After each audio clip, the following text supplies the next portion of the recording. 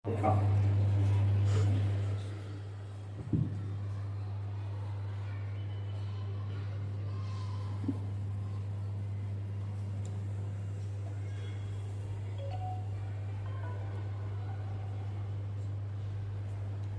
خمسة أخفي بها حر الوباء الحاطمة المصطفى والمرتضى وابناهما والفاطمة یا سید اشرف جہانگیر دست منظار ناتواگیر اے اشرف زمانہ زمانہ مدد نما درہائے بستراز کلید کرم کشا سرورا شاہ کریمہ دستگیرہ اشرفا حرمت روح پیمبر ایک نظر کن سوء ما ایک نظر کن سوء ما ایک نظر کن سوء ما ان اللہ وملائکتہ یصلون علی النبی یا ایھا الذین آمنوا صلوا علیہ وسلموا تسلیما اللہم صل علی سیدنا محمد وعلی آل محمد وبارک وسلم صلاة و سلاما علیک یا رسول اللہ صلی اللہ تعالی علیہ وسلم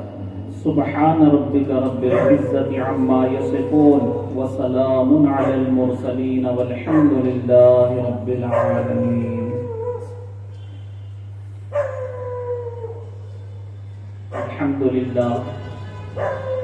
الحمد للہ رب العالمین والعاقبۃ للمتقین والصلاة والسلام على من كان نبيا وآدم بين الماء والطين وعلى آله وأصحابه أجمعين أما بعد.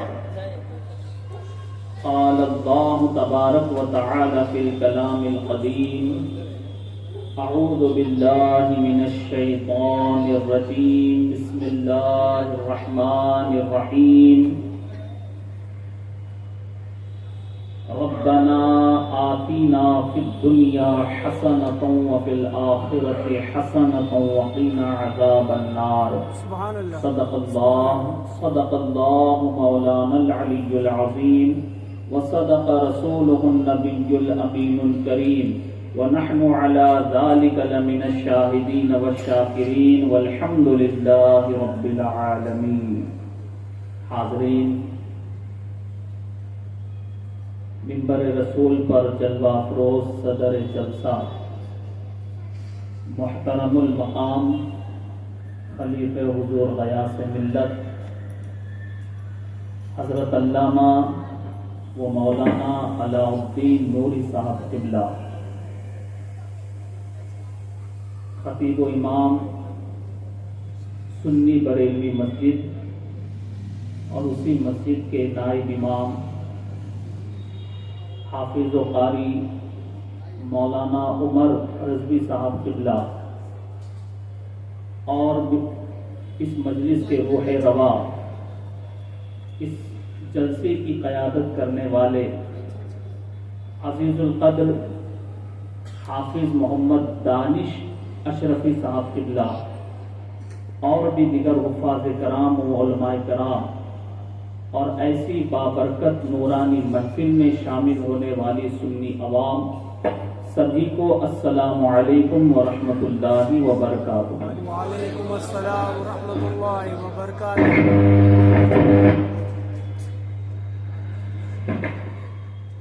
اللہ تبارک و تعالیٰ کا بے انتہا فضل و کرم ہے کہ اس نے ہمیں آپ کو ایمان و صحت کی سلامتی کے ساتھ آج کی یہ بابرکت محفل میں شامل ہونے کا موقع عطا فرمایا.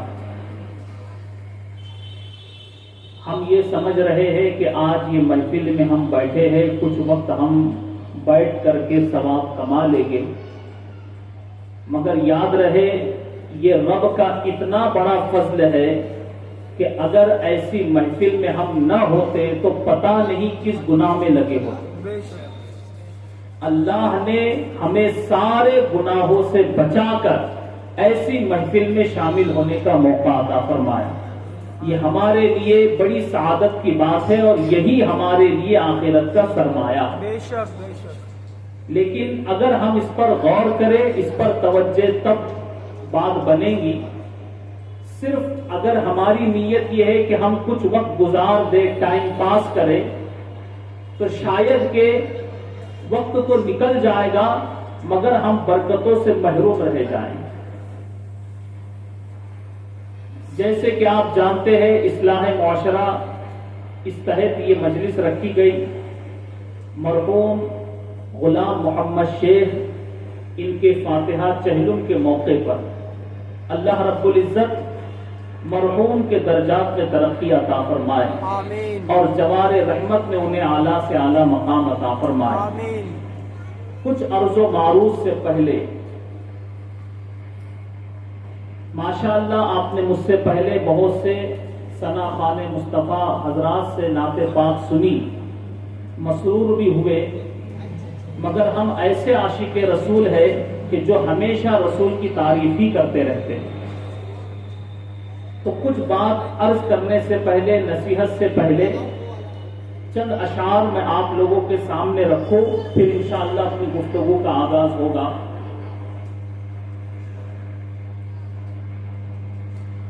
توجہ آپ کی رہے، دھیان رہے، کیونکہ اگر دھیان نہیں رہ کر کے آپ سنیں گے تو بات سمجھ میں نہیں آئے۔ شاعر فرماتے ہیں میں مطمئن ہوں،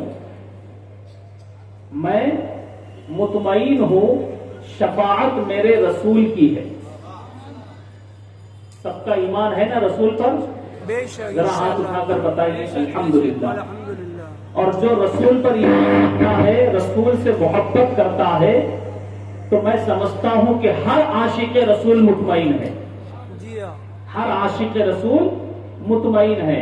میں مطمئن ہوں شفاعت میرے رسول کی ہے، رسول میرے ہے، جنت میرے رسول کی ہے۔ سبحان اللہ۔ رسول میرے ہے، جنت میرے رسول کی ہے، نہ رہنے دیں گے ہم جیسوں کو بھی جہنم میں، نہ رہنے دیں گے ہم جیسوں کو بھی جہنم میں، گناہگاروں یہ ہمت میرے رسول کی ہے، سبحان اللہ۔ گناہگاروں یہ ہمت میرے رسول کی ہے۔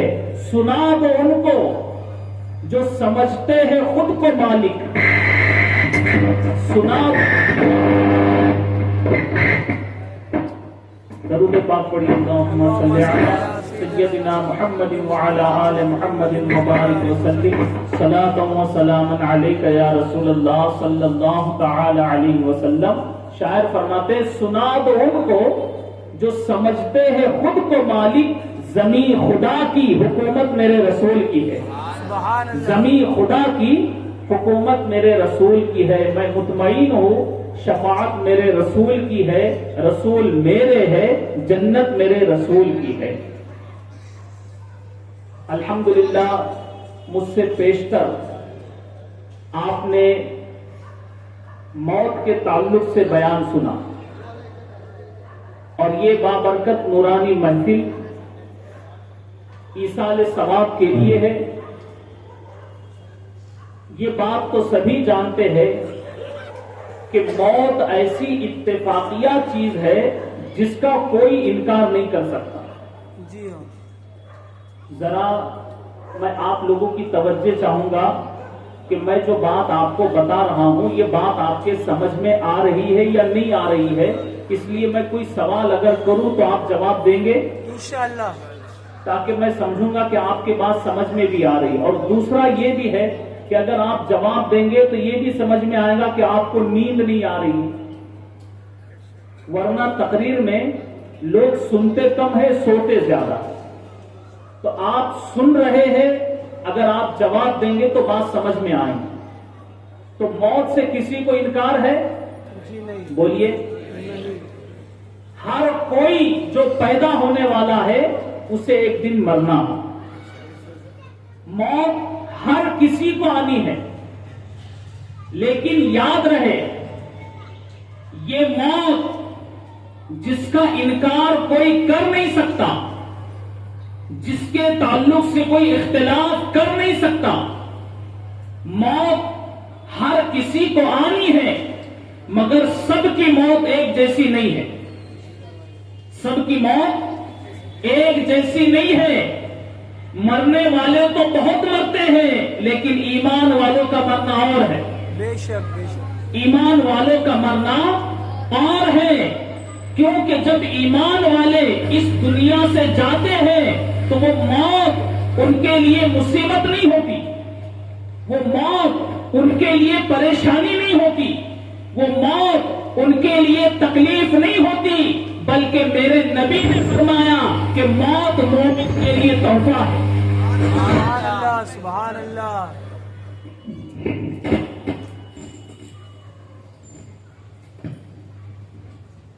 درود پاک پڑھی، اللہم صلی علی سیدنا محمد وعلی آل محمد وبارک وسلم، صلاۃ و سلام علیک یا رسول اللہ صلی اللہ تعالی علیہ وسلم۔ تو یہ موت مومن کے لیے کیا ہے؟ تحفہ، ذرا بولیے، تحفہ، سب لوگ ہیں ہوش میں؟ جی ہاں، موت مومن کے لیے کیا ہے؟ تحفہ، تحفہ۔ یہ تحفہ اردو لفظ ہے، علماء کرام سے آپ نے بارہا سنا ہوگا، یہاں علماء کرام بھی تشریف فرما ہے اور ان کی دعاؤں سے یہ بات میں آپ تک پہنچا رہا ہوں۔ تحفہ یہ جو ہم دیتے لیتے ہیں، اس کو انگریزی میں کیا کہتے ہیں؟ گفٹ، بولیے ذرا۔ اچھا، گفٹ۔ تو مومن کے لیے یہ موت کیا ہو گئی؟ گفٹ، اب گفٹ جو ہے، تحفہ، یہ خوشی میں دیا جاتا ہے کہ غم میں؟ خوشی میں، بولیے پکا۔ اب موت کون سی خوشی ہو گئی؟ موت کیسی خوشی ہو گئی؟ لیکن میرے نبی نے کہا ہے، اور نبی کی ہر بات حق ہے، بے شک، نبی کی ہر بات سچ ہے، زبان مصطفیٰ سے نکلی ہوئی کوئی بات غلط ہو ہی نہیں سکتی۔ بے شک، اگر کوئی نبی کے کسی بات کا انکار کرتا ہے تو وہ مومن نہیں ہو سکتا۔ نبی نے کہا ہے کہ موت مومن کے لیے تحفہ ہے، تو بے شک یہ خوشی کا موقع ہے۔ لوگ سمجھتے ہیں یہ غم کا موقع ہے، لیکن یہ موت مومن کے لیے تحفہ ہے، یہ خوشی ہے۔ اور خوشی کس بات کی؟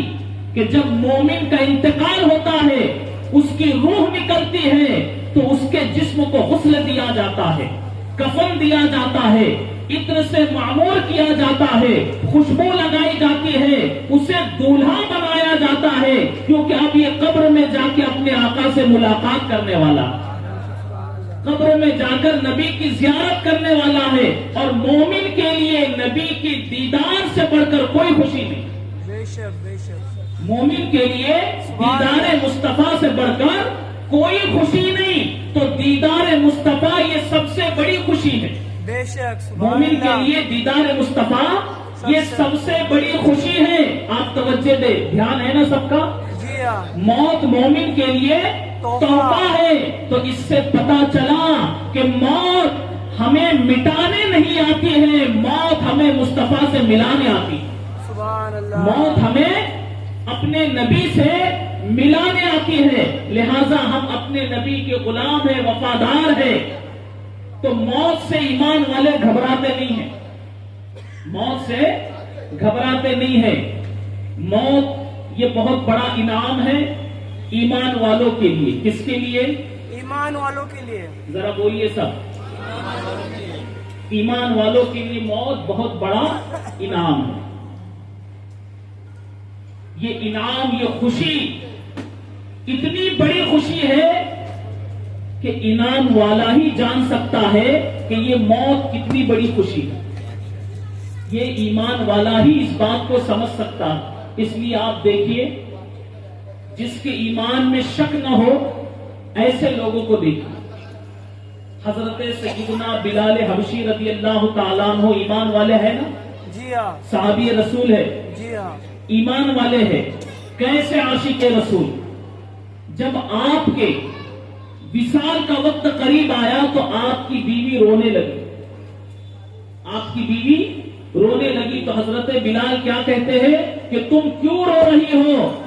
یہ رونے کا وقت نہیں، اب میرے انتقال کے بعد تو میں آقا سے ملاقات کرنے والا ہوں۔ سبحان اللہ، تو ایمان والا ہی جانتا ہے کہ موت کتنی بڑی خوشی ہے اس کے لیے، کہ وہ موت اسے مٹانے نہیں آتی ہے، مصطفیٰ سے ملانے آتی ہے۔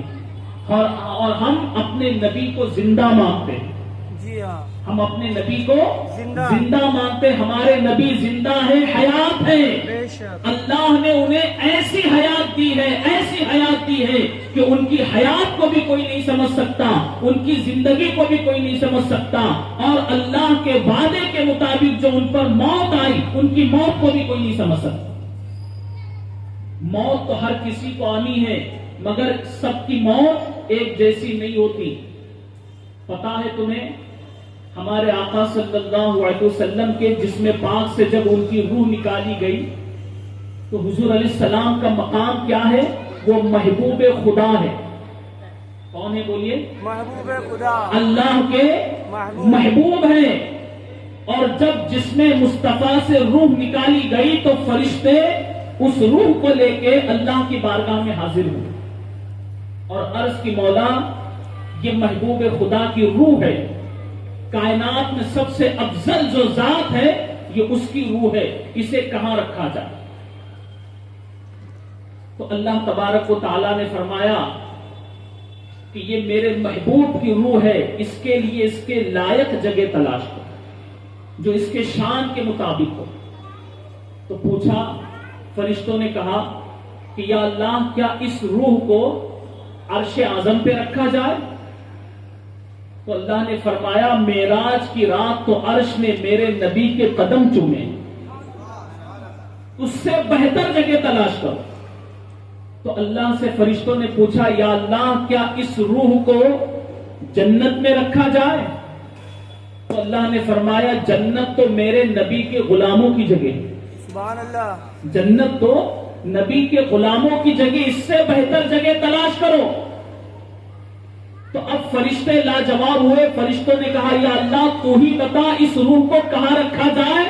تو اللہ نے فرمایا اس روح محمدی کے لیے کائنات میں سب سے بہتر جگہ ایک ہی ہے، جہاں سے لائے وہی لوٹا دو. سبحان اللہ. تو یقیناً میرے آقا زندہ ہے، حیات ہے، اور ان کی زندگی کو ہم نہیں سمجھتے. تو ہم اپنے نبی کے ماننے والے ہیں، چاہنے والے ہیں. جو ہمیں نبی نے دیا ہم نے وہ لے لیا. اب ضرورت اس بات کی ہے کہ زندگی ہم کو بھی ملی ہے. بولیے ملی ہے کہ نہیں ملی؟ ملی ہے. ہاتھ اٹھا کر بتاؤ کس کو ملی ہے. آپ نہیں بھی اٹھائیں گے تو آپ کو زندگی ملی ہے. بے شک. اور جس کو زندگی ملے ہے اس کو موت بھی آئیں گی. جی ہاں. آئیں گی نا؟ آئیں گی. اب یہ زندگی اور موت پیدا کس نے کی؟ اللہ نے. اللہ رب العزت قرآن پاک میں ارشاد فرماتا ہے الذی خلق الموت والحیات لیبلوکم احسن عملا، کہ جس نے موت اور زندگی کو پیدا فرمایا اس لیے تاکہ تمہیں جانچے کہ تم میں کون زیادہ اچھے کام کرنے والا ہے. یہ موت اور زندگی کو کیوں پیدا کیا گیا؟ بات سمجھ رہے نہیں سمجھ رہے؟ جی ہاں. میں کچھ اصلاح کی باتیں بتانے کے لیے آپ کے روبرو حاضر ہوا ہوں. وقت ہو چکا ہے. میں چاہتا ہوں کہ تھوڑی دیر میں اپنی بات کو ختم کروں، لیکن آپ کی توجہ چاہوں گا. جی ہاں. یہ موت اور زندگی اللہ نے کیوں پیدا کی؟ تاکہ ہم کو جانچے کہ کون زیادہ اچھے کام کرنے والا ہے. اب ہم کو اپنی زندگی کا جائزہ خود لینا کہ ہم نے اپنی زندگی میں کتنے اچھے کام کیے، کہ جو کام ہمارے مرنے کے بعد ہمیں کام آئیں. ہم نے اپنی آخرت کا کتنا سرمایہ جمع کیا. ہم خدا کی بارگاہ میں دعا کرتے ہیں نا، ہر نماز میں امام صاحب سے ہم دعا سنتے ہیں ربنا آتینا فی الدنیا حسنہ. سنتے ہیں نہیں سنتے؟ ذرا بولیے نا بھائی. پڑھتے ہیں آپ لوگ؟ جن لوگوں کو پڑھنا آتا ہے شاید وہ پڑھتے ہوں، مگر کیسی بابرکت دعا، کیسی جامع دعا ہے. اس مختصر دعا میں سب کچھ جمع ہے. اور حضور علیہ السلام والسلام یہ دعا کثرت سے کیا کرتے اور اس دعا کو حضور پسند بھی فرمایا کرتے. ربنا آتینا فی الدنیا حسنہ. ہم اللہ کی بارگاہ میں کہتے ہیں اے رب ہمیں اچھی دنیا دے. کیا مانگ رہے ہیں؟ اچھی دنیا دے. ہم اللہ سے مانگ رہے ہیں کہ اے رب ہم کو اچھی دنیا دے. ربنا آتنا فی الدنیا حسنہ وفی الآخرۃ حسنہ، اور آخرت بھی اچھی رکھ. ہم نے مانگنے کے لیے تو مانگا، لیکن کبھی اس پر غور کیا کہ ہم کیا مانگ رہے ہیں؟ کیا غور؟ اچھا یہ بتائیے کس سے مانگ رہے ہیں؟ اللہ سے. کس سے مانگ رہے ہیں؟ اللہ سے. کوئی ایسی چیز ہے جو اللہ کی بارگاہ سے نہ ملتی ہو؟ در کریم سے بندے کو کیا نہیں ملتا؟ جو مانگنے کا طریقہ ہے اس طریقے سے مانگو. ہر چیز وہاں سے ملتی ہے، لیکن ہم یہ سوچیں کہ ہم کس سے مانگ رہے اور کیا مانگ رہے. ہم نے اللہ سے کہا ربنا آتنا فی الدنیا حسنہ، اے رب ہم کو اچھی دنیا دے. تو یہ اچھی دنیا ہے کیا؟ ہم نے دنیا مانگی نا. کون کتنا مالدار ہے، کون کتنا بڑا ہے، کون کتنا سرمایہ دار ہے، کون کتنا بڑا ہیرو ہے، کون کتنا بڑا شہرت یافتہ ہے، سب موبائل میں بیٹھے بیٹھے دیکھ لیتے. اور پھر کبھی کبھی دل میں خیال آتا ہے کہ ہم بھی بڑے بن جائیں، ہم بھی ایسی دنیا بنائے، ہمارے پاس بھی ایسا موبائل ہو جائے. ہوتا ہے کہ نہیں بولیے ایسا خیال؟ جی ہاں. دنیا کا خیال آتا ہے نا دل میں. جب کوئی اچھا پہنتا ہے، اچھا کھاتا ہے، اچھا اوڑھتا ہے، اچھا پہنتا ہے، تو ہمیں بھی خیال آتا ہے کہ ہمارے پاس بھی یہ چیز ہو. مگر یاد رکھو، اچھا پہننے کا نام اچھی دنیا نہیں ہے. زیادہ مال کمانے کا نام اچھی دنیا نہیں ہے. عزت شہرت کمانے کا نام اچھی دنیا نہیں ہے. اچھی دنیا کیا ہے؟ جس کام کو اللہ اس کا رسول پسند کرے وہی اچھی دنیا. سبحان اللہ، سبحان اللہ. جس کام کو اللہ اس کا رسول پسند کرے وہی اچھی دنیا ہے. لیکن ہم نے اس دنیا کو دیکھا، یہ دنیا ہمیں بڑی رنگین نظر آتی ہے، بڑی خوبصورت نظر آتی ہے، بڑی اچھی نظر آتی ہے.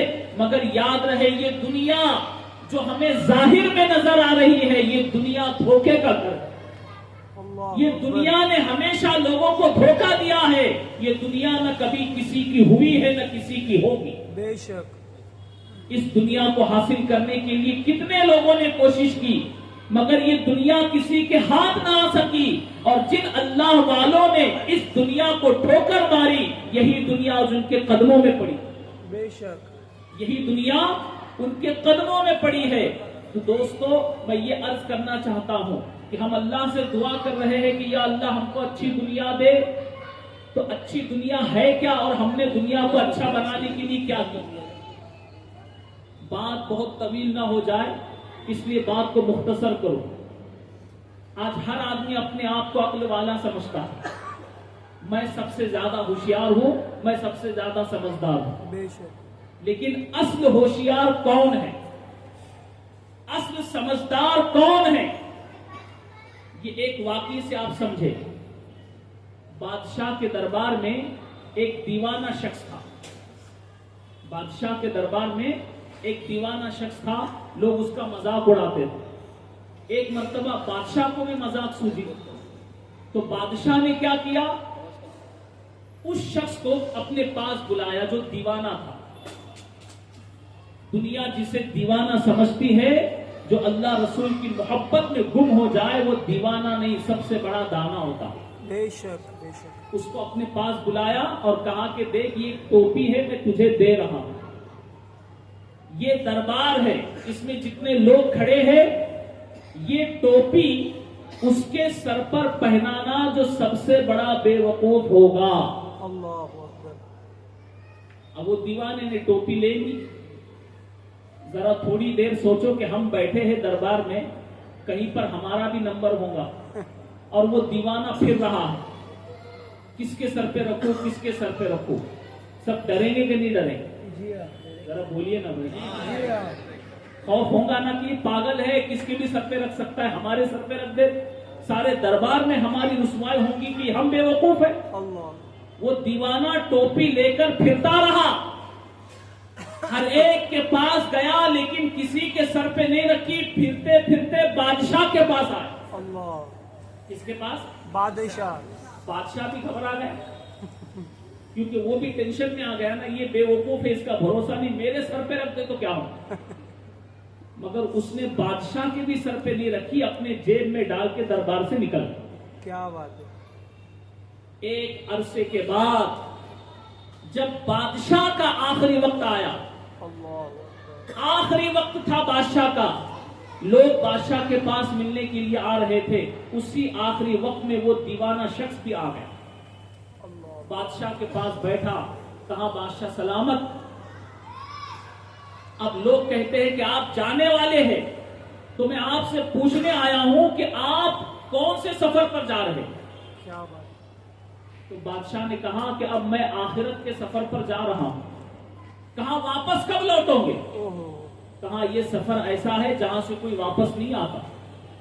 کہا اچھا، تو آپ جہاں کہیں بھی سفر کے لیے جاتے ہیں تو ساز و سامان ساتھ لے کر جاتے ہیں، تو اب آخرت کے سفر کے لیے آپ جا رہے ہیں تو آپ کے پاس کیا سامان ہے؟ اللہ. اس نے کیا پوچھا؟ آپ کے پاس آخرت کا سامان کیا ہے؟ بادشاہ نے شرم سے نگاہیں جھکائی، کہا افسوس کہ میں زندگی میں اپنی آخرت کے لیے سرمایہ جمع نہ کر سکا. تو اس وقت اس دیوانے نے وہ ٹوپی اپنے جیب سے نکالی اور بادشاہ سے کہا بادشاہ سلامت، یاد ہے آپ کو، آپ نے مجھ سے کہا تھا کہ یہ ٹوپی اس کے سر پہ رکھنا جو سب سے بڑا بے وقوف ہوگا. تو بادشاہ نے کہا ہاں. وہ دیوانہ کہتا ہے کہ آج یہ ٹوپی میں آپ کے سر پہ رکھتا ہوں، کیونکہ آج میری نظر میں آپ سے بڑا کوئی بے وقوف نہیں کہ جس نے دنیا کے لیے تو بڑی دولت جمع کی، آخرت کے لیے کچھ بھی جمع نہیں. تو عقل مند وہ ہے، ہوشیار وہ ہے جو اپنی دنیا کو بہتر بنائے اور آخرت کا سرمایہ جمع کرے. اپنی دنیا کو بہتر بنائے اور آخرت کا سرمایہ جمع کرے. یہ دنیا ہمیشہ کے لیے نہیں ہے. اس دنیا میں ہم جتنے اچھے کام کریں گے یہی ہماری آخرت کا سرمایہ.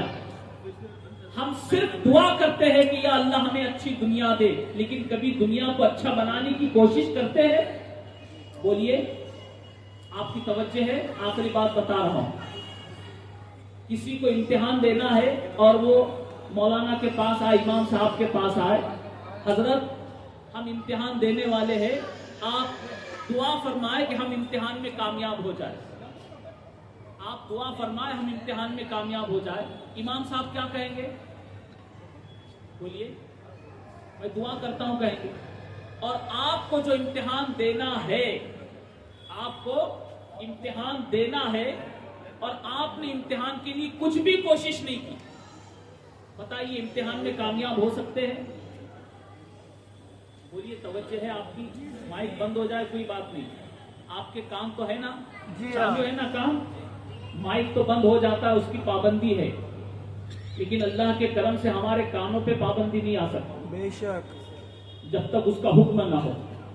تو لہٰذا آپ سن رہے ہیں، جی ہاں. امام صاحب دعا کریں گے نا، توجہ ہے، کریں گے، لیکن دعا کے ساتھ آپ کو کیا کرنا؟ جی کوشش کرنا پڑے گی، نہیں کریں جی گے؟ ہاں. آپ کوشش نہیں کریں گے، پڑھائی نہیں کریں گے اور کہیں گے میں نے کہا ہے امام صاحب سے دعا کرنے کے لیے، وہ کریں گے میں پاس ہو جاؤں گا. ہوگا؟ تو معلوم کیا ہوا؟ صرف دعا سے کام نہیں چلے گا بلکہ ہمیں کوشش بھی کرنا ہوگا. تو ہم دعا کرتے کہ اللہ ہمیں اچھی دنیا دے، اچھی آخرت دے. دعا کے ساتھ ہم کوشش کیا کرتے؟ کیا ہم اللہ کی بارگاہ میں حاضر ہو کر نمازوں کی پابندی کر رہے ہیں؟ دعا کے لیے تو ہم وقت نکال کر آ رہے ہیں. نماز افضل العبادات ہے. کیا ہے؟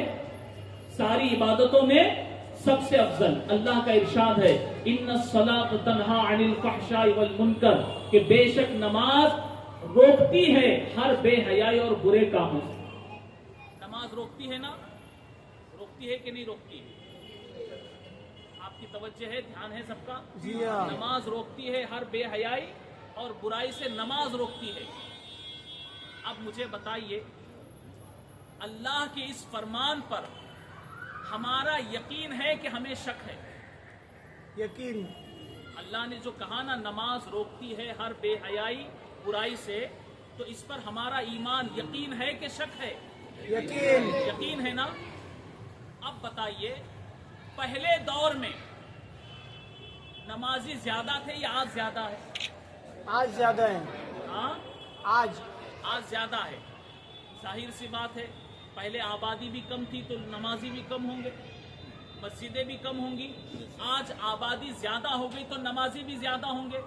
اب دوسرا سوال یہ ہے کہ بے حیائی اور برائی پہلے زیادہ تھی یا آج زیادہ ہے؟ آج. پھر یہ ہوا کیسے؟